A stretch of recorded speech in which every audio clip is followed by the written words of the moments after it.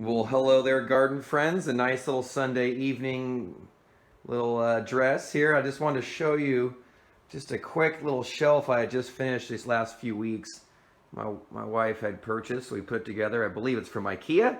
And I just think this is just a cool little shelf. It's great for holding your house plants. You know, here at the field tripper, you know, I love gardening and whatnot, and plants, all things house plants. And so here, I think this is a really good way to display your houseplants indoors. You can see here, I got a lot of different varieties, all our cuttings here.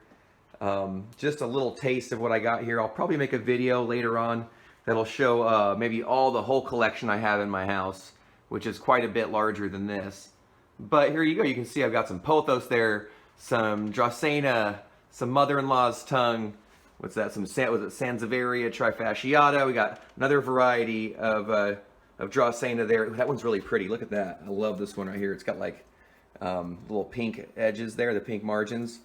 I love that. It looks really good. I forget the actual cultivar name on that one, but they're the varietal. It's so pretty. Of course, got our American evergreen. I believe this is one of the only house plants that are like native to North America, or what's it like to the U.S. of A., which is pretty cool. And then you can see all my other variety here. You got the weeping fig. We've got some was that mantra, some prayer plant, some types of different varieties of palms. There are peace lilies there. You can see my cup of noodles garden there. Look at that. These are made out of cup of noodles. You can see that. That's pretty funny. It still says that there. But just having, it's being at home on a Sunday or any night is always a great night to just get out. Actually, I was doing some watering this morning, and so just giving them all a light shot of water, just so they can stay healthy. You can see this is a rubber plant right here, and that one's really cool. It's got pink margins. I'm trying to get this one bigger so we can take cuttings off it and share it, because I would just absolutely love to do that. Actually, this one's really cool too. For all you caffeine lovers out there, I'm sure you might be able to identify this one. This is actually a coffee plant, which is going to be really cool. It's actually growing pretty good, and I got a couple of them. I might take some cuttings and do the same thing. You can see behind it, it's another rubber plant, so you can see the difference between those rubber plants I just showed you. This one's kind of a more traditional one, and it has that a nice dark leaf, whereas the other one I showed you over there has that pink tone in it. But yeah, so not a bad little way to do it.